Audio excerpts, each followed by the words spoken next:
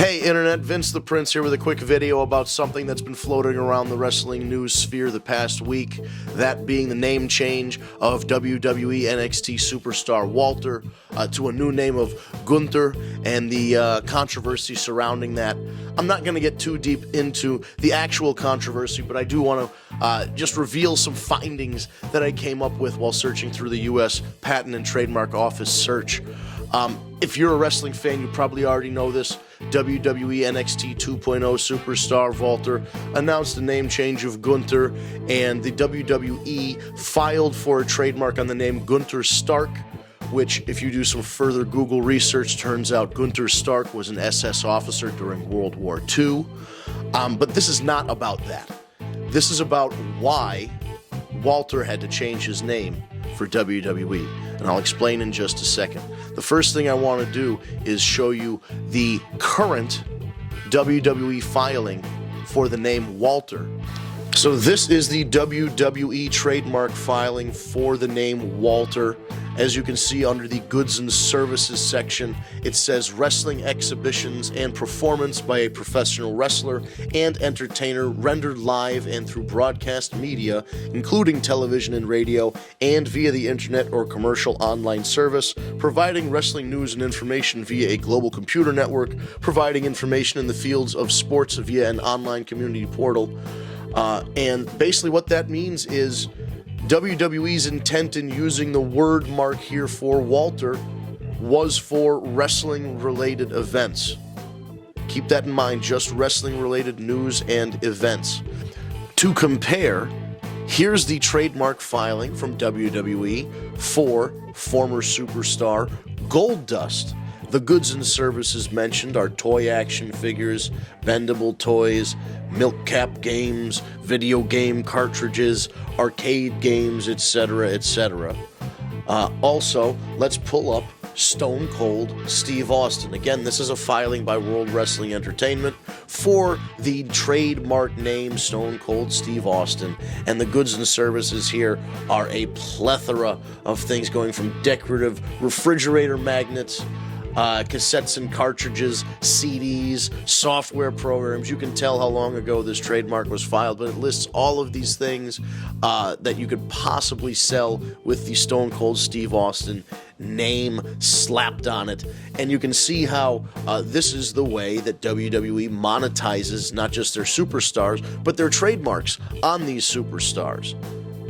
Let's take another look at WWE's trademark filing for Walter, where under goods and services it says wrestling exhibitions and performances by a professional wrestler, etc., etc., pertaining to being broadcast on television and on the internet. What it doesn't mention is any merchandise, like t-shirts. Why is that? Well, if you do a little more digging on the U.S. Patent and Trademark Office website, what you will find is a trademark for the name Walter already exists. The reason WWE can't trademark the name Walter for merchandising purposes is because someone already beat them to it. No, it's not another wrestler. No, it's not another wrestling company. It's stand-up comedian and ventriloquist Jeff Dunham. Yes, that Jeff Dunham with the talking jalapeno puppet. Aside from the jalapeno puppet, he's got a vast array of other characters, including what may be his most famous or his most classic character, Walter. Walter is a grumpy older gentleman that Jeff Dunham will script banter with for his stand-up gigs. It's a character he's been performing for well over 20 years, I believe.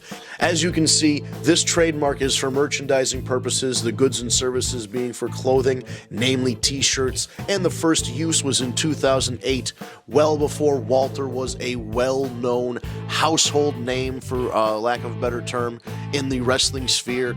If anything, Walter was still wrestling in Japan, hadn't really broken out yet and made a name for himself, while Jeff Dunham has been doing this Walter character, as I said, for at least a decade, if not two.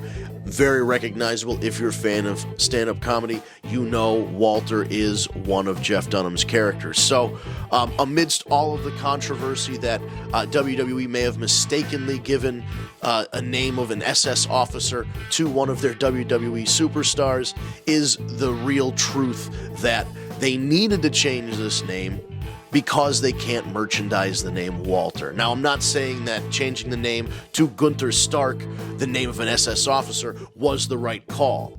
I'm not even saying that they should have gotten as far as trademarking that name.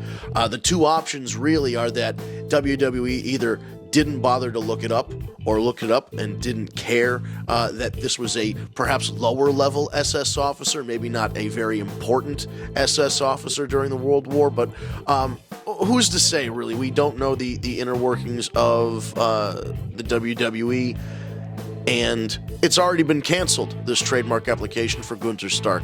I did a cursory search for just the name Gunther, and amongst all the records for the names Gunther, I have not seen WWE's refiling for the talent formerly known as Walter. So I'm sure once Jerry McDevitt and the WWE legal department draft up a new trademark application, they'll submit it, and then instead of Gunther Stark, you will see for wrestling purposes, for goods and services, for merchandising, the name will no longer be Walter.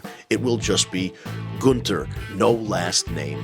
Well, that's going to do it for me today. I hope you found this video informative. If you did, give it the old thumbs up. If you think one of your other wrestling fan friends would be interested in finding out this information about Gunther and Walter and Jeff Dunham of all people, feel free to share this video. It's going to be posted up on all of my social medias at OSnapVince. I would appreciate the engagement. I would appreciate the follow. And if this does well, I'm going to hopefully be posting more wrestling-related videos in the future. Thank you so much for tuning in, and we'll see you next time.